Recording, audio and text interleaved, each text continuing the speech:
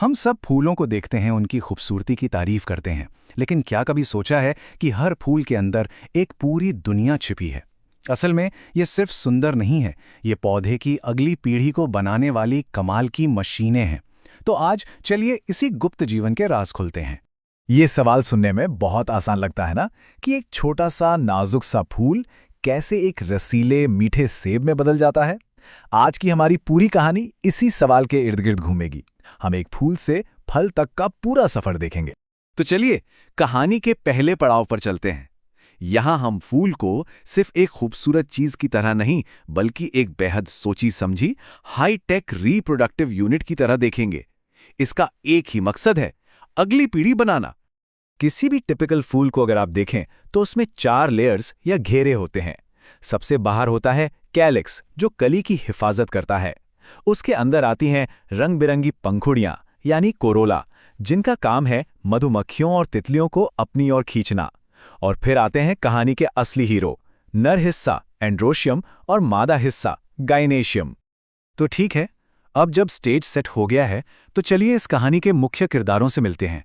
एक है नर पक्ष और दूसरा मादा पक्ष। इन्हीं दोनों के बीच होने वाली प्रक्रिया ही इस कहानी को आगे बढ़ाएगी। तो ये हैं हमारे 2 खिलाड़ी।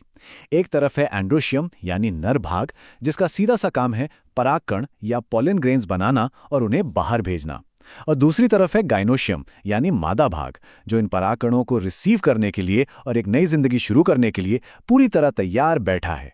नर पक्ष का मिशन शुरू होता है पराग कोश या एंथर में। आप इसे एक माइक्रो फैक्ट्री समझ सकते हैं, जहां हजारों लाखों की तादाद में परागकण तैयार होते हैं। हर एक कण में अगली पीढ़ी को बनाने का जेनेटिक ब्लूप्रिंट कैद होता है। अब सवाल ये है कि ये छोटे छोटे परागकण इतनी लंबी यात्रा में सुरक्षित कैसे रहते हैं। इसका राज है स्पोरोपोलनिन। ये दुनिया के सबसे मजबूत ऑर्गेनिक पदार्थों में से एक है।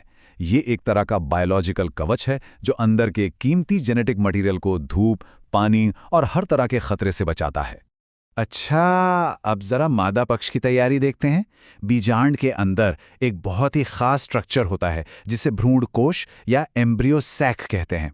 इसे एक बहुत ही ऑर्गेनाइज्ड रिसेप्शन एरिया की तरह समझिए, जहां हर सेल का एक खास रोल है। एक है अंड कोशिका, जो मुख्य टारगेट है, और कुछ कोशिकाएं गाइड का काम करती हैं, जो आने वाले पराग को सही रास्ता दिखाएंगी। तो अब कहानी में एक्शन शुरू होता है। नर परागण कण तैयार हैं, मादा पक्ष इंतजार कर रहा है।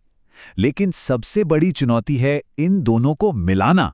ये परागण कण अपनी मंजिल तक पहुंचते कैसे हैं? इस पूरी यात्रा का, इस ट्रांसफर का एक ही नाम है परागण या पॉलिनेशन। बस परागकणों का नर हिस्से से निकलकर मादा हिस्से के स्टिग्मा तक पहुंचना। सुनने में सिंपल लगता है, लेकिन पौधों के लिए ये जिंदगी और मौत का सवाल है। अब देखिए, पौधे चल तो सकते नहीं, तो ये काम वो अकेले नहीं कर सकते। उन्हें चाहिए एजेंट्स।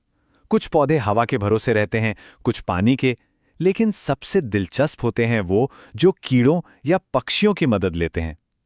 फूलों का रंग, उनकी खुशबू, उनका आकार, ये सब कुछ इसी बात पर निर्भर करता है कि उनका पॉलिनेशन एजेंट कौन है।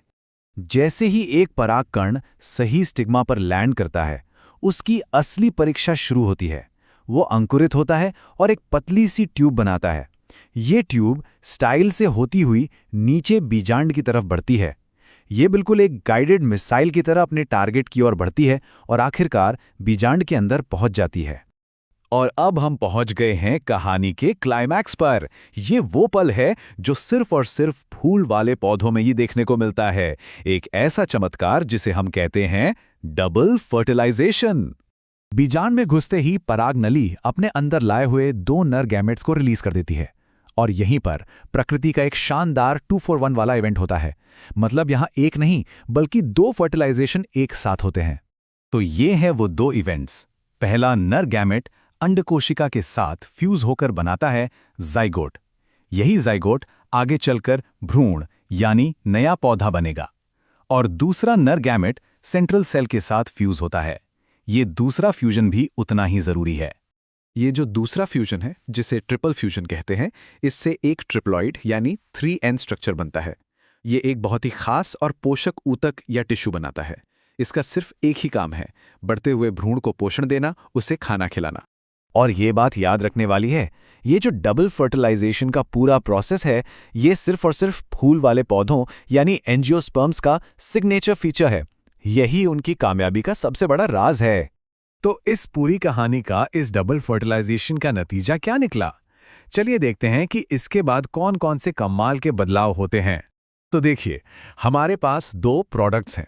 जाइगोट बड़ा होकर भ्रूण बन जाता है, यानी भविष्य का नन्हा पौधा, और जो 3N सेल बना था वो एंडोस्पर्म में बदल जाता है, जो उस भ्रूण के लिए एक पैक्ड लंच बॉक्स की तरह है। और ये दोनों मिलकर बनाते हैं बीज।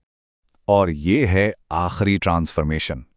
फर्टिलाइजेशन के बाद पूरा का पूरा फूल बदल जाता है।